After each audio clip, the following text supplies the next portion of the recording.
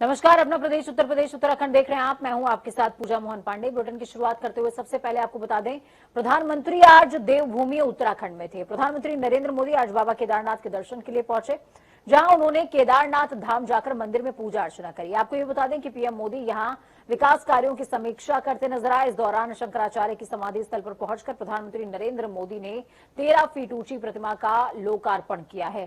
PM Modi ने कहा, उत्तराखंड के तेजी से होते विकास कार्य इसी का नतीजा है कि 4 धाम यात्रा में आने वाले भक्तों की तादाद में इजाफा हुआ है। अगर कोरोना नहीं होता तो ये और भी ज्यादा होते। कहा, उत्तराखंड के लोगों ने कोरोना संक्रमण में साहस का परिचय दिया।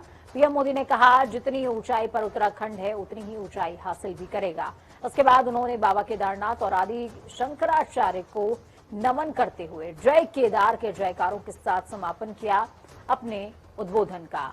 माफ कीजिएगा, 4 तस्वीर आपकी टीवी स्क्रीन पर है। गर्भगृह में किस तरीके से प्रधानमंत्री नरेंद्र मोदी को बाबा केदार के दर पर दर्शन पूजन करने के लिए आगमन उनका हुआ, और दूसरी तस्वीर बाघंबर चढ़ाया केदारनाथ को। तीसरी तस्वीर पूजा अर्चना करते हुए और रुद्राभिषेक भी इस दौरान किया है प्रधानमंत्री ने।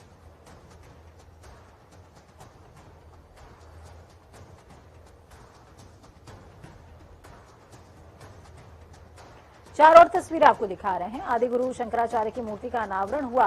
इस दौरान सीएम ने स्मृति चिन्ह सीएम को भेंट किया गया था। मंदिर परिसर का भ्रमण करते भी नजर आए हैं प्रधानमंत्री नरेंद्र मोदी। योजनाओं का शिलान्यास और लोकार्पण भी किया। सीएम योगी आदित्यनाथ ने आज आजमगढ़ का दौरा किया। सीएम यहां गृहमंत्री अमित शाह के कार्यक्रम की तैयारियों का जायजा लेने पहुंचे थे। यूपी विधानसभा चुनाव के मद्देनजर गृहमंत्री का ये दौरा बेहद खास माना जा रहा है। अमित शाह की रैली के लिए हेलीपैड, बैरिगेटिंग्स, स्विस कॉटेज का निर्माण युद्ध स्तर पर किया जा रहा है। इसके लिए प्रशासन भी व्यवस्थाओं की तैयारियों में जुटा हुआ है। आपको बता दें, गृहमंत्री अमित शाह 13 नवंबर को यहां विश्वविद्यालय का शिलान्यास करेंगे। ऐसे में राज्य सरकार इसकी तैयारियों में जुटा हुआ है। सबसे बड़ी बात यह है कि पिछले कुछ दिनों से आपने देखा होगा, दिनों या फिर महीनों का भी इसमें जिक्र कर सकते हैं। प्रधानमंत्री का दौरा होता है, गृहमंत्री का दौरा होता है, तो मुख्यमंत्री खुद ग्राउंड जीरो पर उतरते हैं और तैयारियों का जायजा लेते हैं। यानी कि समझ लीजिए किस तरीके से बीजेपी चुनावी मोड में आ चुकी है और किसी तरीके से भी कोई भी कोर कसर नहीं छोड़ना चाहती। यूपी के मुख्यमंत्री योगी आदित्यनाथ औरैया जिले में 389 करोड़ रुपए की 1 दर्जन से ज्यादा परियोजनाओं का शिलान्यास और लोकार्पण करेंगे। डीएम सुनील कुमार वर्मा ने बताया कि योगी 6 नवंबर को जिले के दौरे पर रहने वाले हैं। इस दौरान वो जिले में 280 करोड़ रुपए की लागत से पीडब्ल्यूडी विभाग की ओर से बनाए जा रहे राजकीय मेडिकल कॉलेज का शिलान्यास करेंगे। मेडिकल कॉलेज में प्रशासनिक ब्लॉक, एकेडमिक ब्लॉक, 500 बेड का चिकित्सालय, शैक्षणिक सत्र 2022-23 से एमबीबीएस की 100 सीटों पर प्रवेश के अलावा library, multipurpose hall, gym, 460 bed क्षमता वाला छात्रावास, आवासीय भवन के अलावा प्लेग्राउंड का निर्माण शामिल होगा। इसके अलावा मुख्यमंत्री 109 करोड़ रुपए की लागत से बनने वाली 12 विकास योजनाओं का भी लोकार्पण भी करेंगे और शिलान्यास भी करेंगे। आज गोवर्धन पूजा के दिन गाजियाबाद के इस्कॉन मंदिर में सुबह से ही भक्तों का तांता लगा हुआ था। इसमें विशेष तौर पर सोशल डिस्टेंसिंग का पालन कराते हुए सुबह से ही भक्त यहां परिवार के साथ पहुंच रहे हैं। आपको बता दें, इस्कॉन मंदिर के अंदर भक्तों को दर्शन के बाद मंदिर परिसर की तरफ से भोजन का आयोजन भी किया गया था, जिसमें अब तक हजारों लोग इस प्रसाद को ग्रहण कर चुके हैं और लगातार लोगों का जमावड़ा इस्कॉन मंदिर में गोवर्धन पूजा को लेकर लगा भी हुआ है। आज खड़े हैं हम गाजियाबाद के इस्कॉन मंदिर के अंदर, जहां पर आज गोवर्धन पूजा है। पूजा को लेकर क्या विशेष तैयारियां की गई हैं, आइए जानते हैं। हमारे साथ जो जनरल मैनेजर हैं यहाँ पे इस मंदिर के। सर, आपका स्वागत है जनता टीवी पे। हरे कृष्णा। आज गोवर्धन की पूजा है, क्या विशेष रखा गया है इस्कॉन मंदिर को लेकर? आज गोवर्धन पूजा, जैसा कि भारत में एक सांस्कृतिक देश है और सबको पता है कि गोवर्धन पूजा के बारे में, फिर भी मैं थोड़ा सा बताना चाहूँगा। जब इंद्र ने ब्रज प्राप्त किया था वृंदावन में, मथुरा के ऊपर, तो भगवान ने अपने जो ये कानी उंगली है इस पे गोवर्धन को उठाया था और उसके बाद फिर भगवान ने सारे नगर के वासियों की रक्षा की थी। तो उसी उपलक्ष्य में भगवान को भोग लगाया। जो ग्रामवासी थे वो भगवान को कई नाना प्रकार के भोग लगाए थे और गोवर्धन हिल की पूजा किए थे। तो इस उपलक्ष्य में इस्कॉन मंदिर ये पूजा का आयोजन करता है। अच्छा, आज क्या विशेष रखा गया है आपकी तरफ से? मैं देख रहा हूँ कि हलवा भी है और गोबर से भी कुछ आकृति बनाई गई है, क्या है इसके बारे में? ये जो आप देख रहे हैं यहाँ पर गोबर से आकृति बनाई हुई है, भगवान श्री कृष्ण है। ये भगवान श्री कृष्ण है और इन्होंने ऊपर जो हलवे का गोवर्धन हिल बना हुआ है, लगभग 251 केजी हलवा है जो आधा के बढ़ चुका है अभी तक, उसका ये गोवर्धन हिल बना है। भगवान इसको उठाए हैं और यहाँ पर ऊपर आप देख रहे होंगे ऊपर गिरिराज जी भी हैं, गिरिराज शिला के रूप में उपस्थित हैं गिरिराज गोवर्धन जी। आशंका है कि लोग आएंगे दर्शन करने। देखिए, जिस तरीके से मयंक जी ने बताया है, यहाँ पर इस्कॉन मंदिर के अंदर खासकर भी मान्यता है। जो आकृति मैं आपको दिखा रहा हूँ ये वही आकृति है, ये वही गोबर से जो बनाई गई है खासकर की, और इसके ऊपर हलवा है। ये हलवा बनाया गया है, प्रसाद के रूप में लोगों को वितरित किया जाएगा। और कहीं ना कहीं इस्कॉन मंदिर को लेकर भी लोगों के अंदर एक आस्था है, जो खासकर भी यहाँ पर लोग इस्कॉन मंदिर के अंदर रुक करते हैं। और रही बात ये कि गोवर्धन की पूजा जो है वो बड़ी हर्षोल्लास के साथ मनाई जाती है और कहीं ना कहीं जो भक्त हैं उनका तांता इस्कॉन मंदिर के अंदर लगा रहता है। बने रही जनता टीवी के साथ, हैदरली संवाददाता, गाजियाबाद। हर साल के तर्ज पर इस साल भी अन्नकूट का पर्व श्री काशी विश्वनाथ मंदिर में बहुत ही धूमधाम से मनाया गया। एक और जहां श्री काशी विश्वनाथ की चल रजत प्रतिमा मध्याह्न भोग आरती में स्थापित करते हुए उसकी भव्य आरती उतारी गई, तो वहीं 11 क्विंटल का प्रसाद भी बाबा को समर्पित किया गया। कई प्रकार के व्यंजनों के साथ अनेक तरह की मिठाइयां सजाई गईं, मेवे से लेकर नमकीन तक बाबा को 56 प्रकार का भोग लगाए। इस दौरान बाबा के चल रजत प्रतिमा के दर्शन करने वाले श्रद्धालुओं की भीड़ भी लगी रही। प्रतिमा की स्थापना के बाद बाबा श्री काशी विश्वनाथ का भव्य पूजन अर्चन किया गया। इसके बाद श्रद्धालुओं को झांकी दर्शन की व्यवस्था के तहत दर्शन पूजन भी कराया गया था। मौसम में बढ़ती धुंध के साथ ही यमुना एक्सप्रेस वे पर रफ्तार का कहर मथुरा में देखने को मिला। नौहर झील थाना क्षेत्र में यमुना एक्सप्रेस वे पर तेज रफ्तार बस पर चालक ने नियंत्रण खो दिया। बस की रेलिंग तोड़ते हुए दूसरी सड़क पर चली गई और कार को तेज टक्कर भी मार दी। इस पूरे हादसे में कार सवार 4 लोगों के साथ बस चालक की मौके पर ही मौत हुई है। पुलिस के हिसाब से बस चालक को नींद की झपकी आ गई थी, इस वजह से यह हादसा पेश आया। आपको बता दें, इसके अलावा इस पूरे हादसे में 6 लोग घायल भी हुए, जिनमें से 3 लोगों की हालत अभी भी गंभीर बनी हुई है।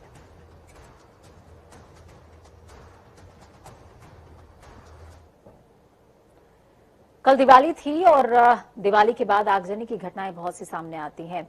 ऐसे में आगजनी से होने वाले हादसे हर साल सुनने को मिलते हैं, कहीं दिए से तो कहीं पटाखों से। हर साल फायर ब्रिगेड की टीमें चौकन्ना रहती हैं। ऐसे में कल भी दिवाली पर कई जिलों से आगजनी की घटनाएं सामने आई। सहारनपुर के देवेंद्र नगर में एक खाली मकान में भीषण आग लगी। एटा में दीपक गिरने से मकान में आग लग गई, जिससे कि वहां करीबन 9 से 10 लाख रुपए का नुकसान हुआ है। गोरखपुर में की फल मंडी में 2 दर्जन से ज्यादा दुकान जलकर खाक हुई। वाराणसी की अगर बात करें तो एक बेकरी मालिक के फ्लैट में भीषण आग लगी है, जिससे कि करोड़ों का नुकसान का अनुमान लगाया जा रहा है। कुछ ऐसी ही तस्वीरें फतेहपुर से भी सामने आई, जहां पर पटाखे की चिंगारी से घर में लगी आग, लग्जरी कार सहित लाखों का सामान जलकर खाक हो गया। जौनपुर में भी ओल्ड मैन बस स्टैंड चौराहे पर एक कॉस्मेटिक की शॉप में आग लगने से लाखों का नुकसान हुआ है।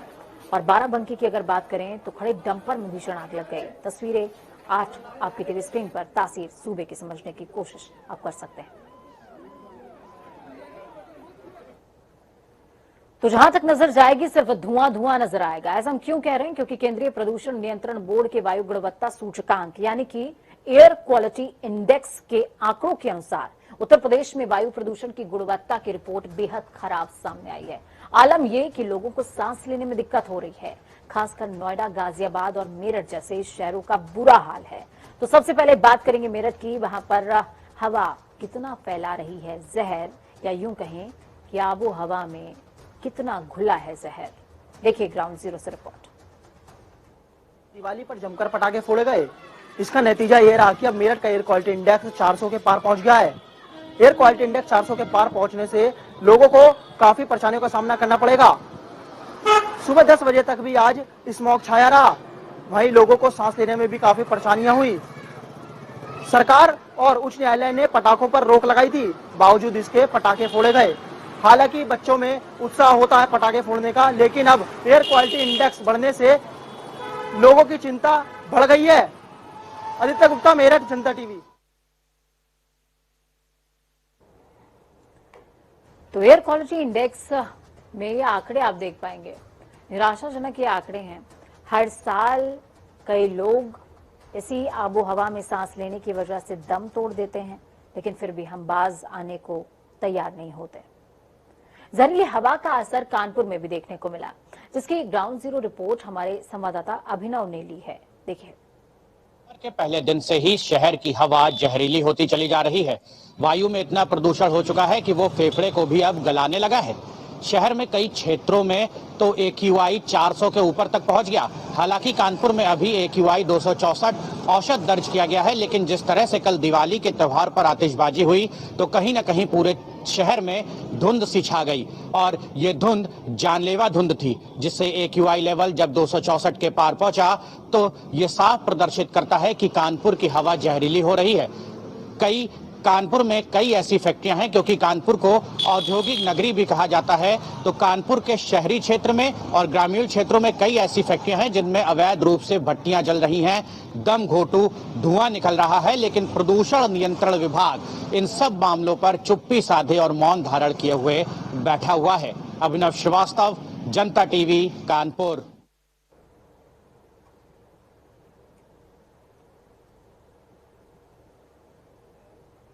वहीं उत्तराखंड के पूर्व मुख्यमंत्री हरीश रावत हरिद्वार दौरे पर मीडिया से रूबरू होते हुए भाजपा सरकार पर कई तंज कसते नजर आए। साथ ही उन्होंने जानकारी देते हुए बताया कि कांग्रेस पार्टी देश भर में हर जगह 12 शिवालयों पर पूजा अर्चना करके महादेव की प्रार्थना कर रही है। उन्होंने ये भी कहा कि कांग्रेस गंगा भक्त है, शिव भक्त है और देव भक्त भी है। उन्होंने भाजपा पर तंज कसते हुए कहा कि कांग्रेस पार्टी भाजपा की तरह नहीं है जो कि तत्व निकालती है। कांग्रेस पार्टी तत्व की जगह सत्व निकालने का काम करती है। उन्होंने ये भी कहा कि आज जनता अपने पेट की तरफ, बेरोजगारी की तरफ, महंगाई की तरफ और विकास की तरफ देख रही है। भक्ति भाव की तरफ हैं। हम शिव भक्त हैं, हम गंगा भक्त भी हैं, हम देव भक्त हैं और हमेशा हैं। हम भाजपा की तरीके से तत्व नहीं निकालते, हम सत्व के पालक हैं। तो हमें अपने देवताओं में सब जगह सत्व नजर आता है और भाजपा वहां से तत्व निकाल देती है। जब तक आप गैस के दाम पुराने भाव पर नहीं लाते हो, खाने के तेल के भाव नहीं गिरते, दालों को नियंत्रित नहीं करते हो, दूसरी चीजों के जिससे आम उपभोक्ता के ऊपर भार पड़ रहा है वो भार नहीं हटता है, तब तक तो ये तो खाली एक कॉस्मेटिक सर्जरी है। पहले लूट लिया, अब लूट में से कुछ दान कर दिया। उत्तराखंड चारधाम में गंगोत्री धाम के कपाट आज गोवर्धन पूजा के दिन पूर्वाहन 11:45 पर बंद कर दिए गए। गंगोत्री मंदिर समिति के तीर्थ पुरोहितों और आचार्य गणों की उपस्थिति में कपाट विधि विधान से बंद किए गए हैं। इस अवसर पर बड़ी संख्या में तीर्थ यात्री और स्थानीय लोग मौजूद रहे। कपाट बंद होने के बाद मां गंगा की उत्सव डोली विभिन्न पड़ावों से होते हुए शीतकालीन गद्दी स्थल मुखवा पहुंची। जिलाधिकारी उत्तरकाशी मयूर दीक्षित ने बताया कि इस साल 32,948 से ज्यादा तीर्थयात्री गंगोत्री धाम दर्शन के लिए पहुंचे।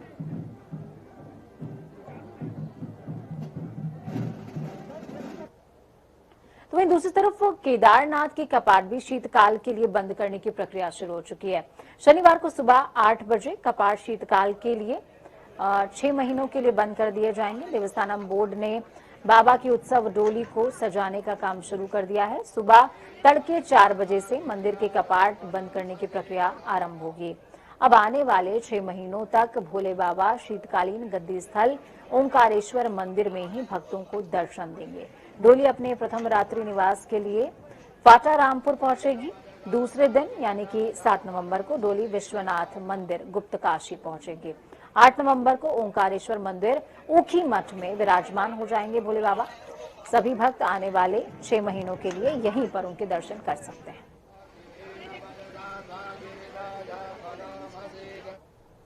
तो वहीं पूर्व मुख्यमंत्री हरीश रावत आज लक्सर पहुंचे थे, जहां शुगर मिल गेट पर कांग्रेस कार्यकर्ताओं ने हरीश रावत का जोरदार स्वागत किया और कई कार्यक्रमों कार्यकर्ताओं के साथ मौन उपवास पर बैठे हुए थे। पूर्व मुख्यमंत्री आपको ये बता दें कि गन्ना मूल्य घोषित नहीं किए जाने के विरोध में ये मौन उपवास चल रहा था। हरीश रावत ने सरकार को किसानों का दुश्मन बताया और सरकार के खिलाफ जमकर प्रदर्शन भी करते नजर आए।